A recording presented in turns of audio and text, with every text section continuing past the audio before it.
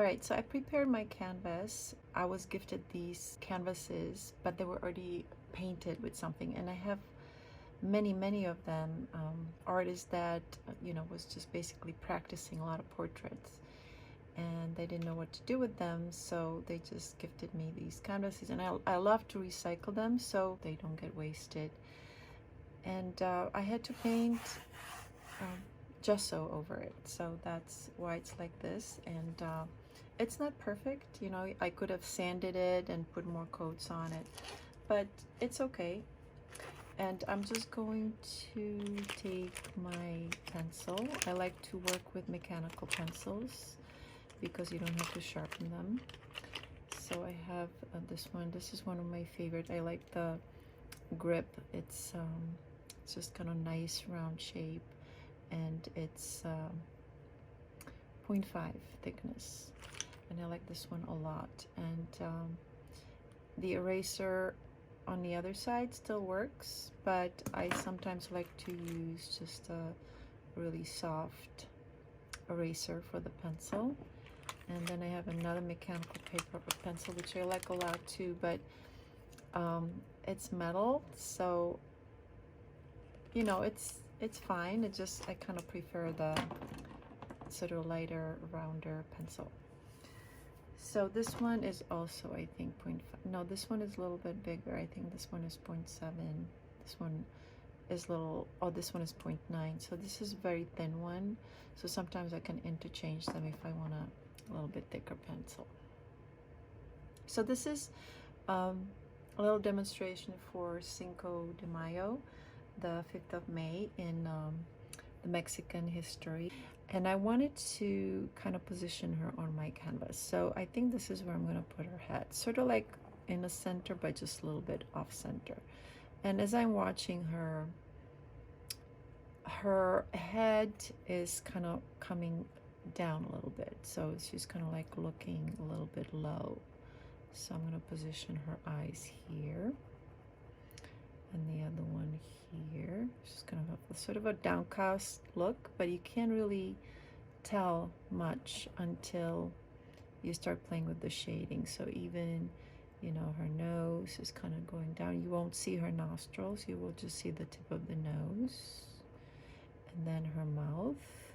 So again, if her face is downcast, you won't see as much as the upper lip as you would, and you would see more of the bottom lip. So the bottom lip is going to be thicker, and the face shape is more like a heart shape. So I'm going to give her a little bit more pointy chin. And the eyes are going to be darker because there's going to be a lot of shadow there, right? So it's kind of cast from the from under the eyebrows. So here's her neck. All right, so the most important part that I love is the flowers. So I'm gonna just very gently sketch some petals here. Not petals, but sort of flower heads. And some leaves here. And these are gonna be all color. So it's gonna have a lot of hair. I think that's kind of prerequisite for Spanish goddess. She has to have a lot of hair. Now, I want to make this sort of composition of a few things here. So what does this portrait represent? It represents almost many things, not just this this woman with colorful clothes and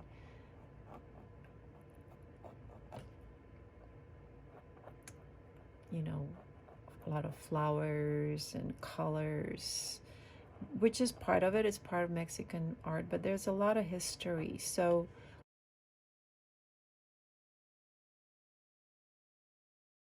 the goddess in the Spanish art represent really the feminine, right? And all these other sort of religious representations and folk art, it's always the goddess.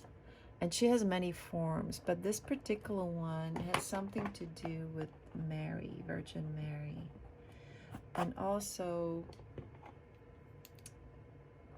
the dying of the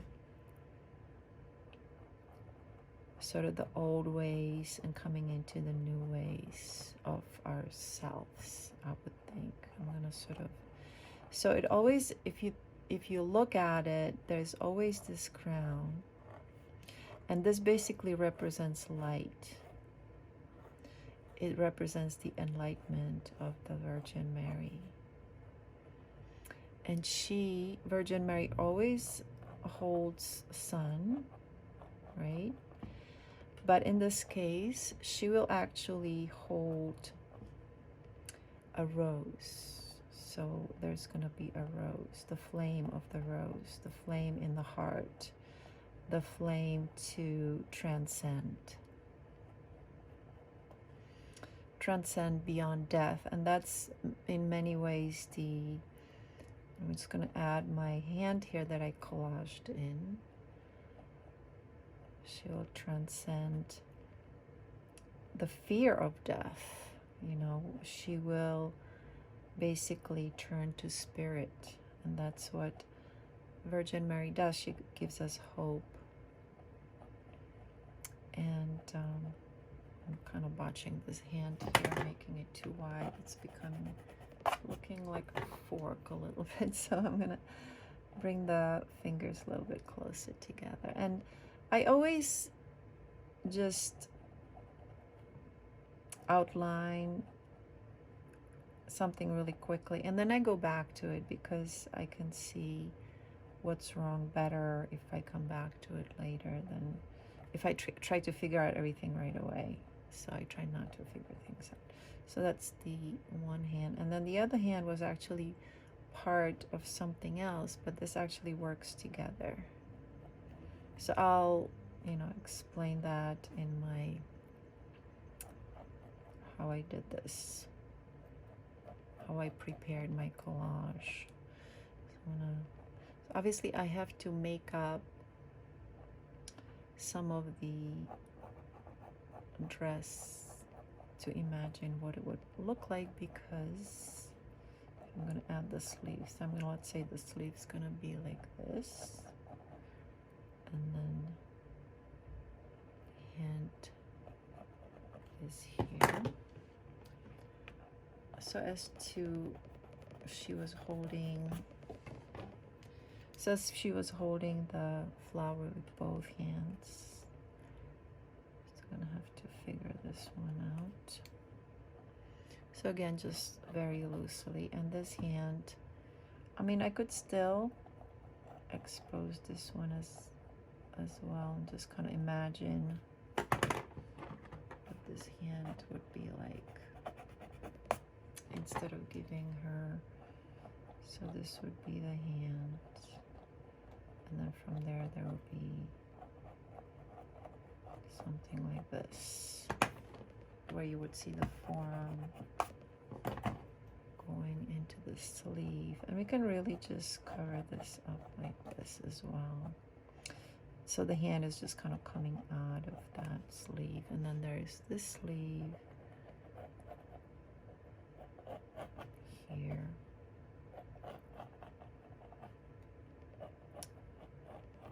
This. So I'll make her very loose dress, and this handle smaller.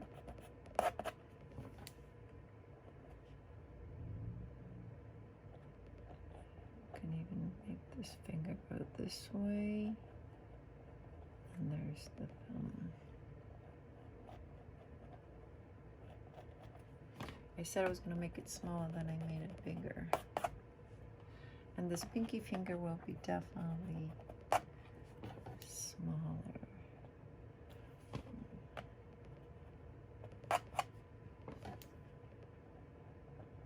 So I had a little bit of a technical difficulty because I've recently moved to a new place and I had to do my new setup with my camera, and I lost my light in the move. It broke and I couldn't find the replacement. It was just a really nice light for recording. So I'm gonna make this go this far for now, and because this is gonna be my collage, she also has a little bit more hair here. What I want to do, I want to combine this with lettering as well. So when I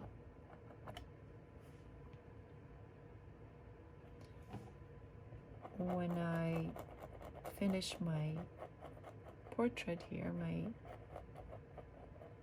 figure, I would also like to,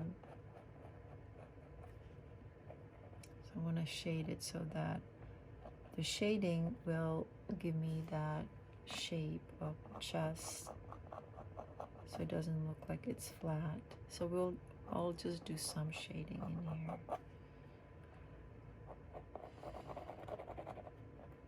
So just a very loose sketch. She also has a belt, so I can add that. But Virgin Mary usually she doesn't show off her figure. Sometimes she's drawn in this very just a loose garb. But she looks beautiful no matter what. Virgin Mary could wear anything. She would look beautiful. But we're not trying to emphasize her figure too much. So we have this. So now I would like to, let's say, put the wording in here and make a border. So I'm just going to outline a little border here, and then I'm going to figure out how the border is really going to look like. And then we have to think about what we're going to put inside of the border, if it's going to be just a plain or if it's going to be color. And so that's what we're going to do next. We're just, going to figure out what other elements we're going to add here. We could also add something else here, like the flaming heart, but that would be on her left side more. Or it could be part of that rose. And we're also going to decide where the lettering is going to be. So I could actually make the lettering more like in a background, so some of that, would not be exposed. But it just, I wanted to just kind of show a few elements of Mexican art and, basically a celebration of the Mexican or Spanish culture.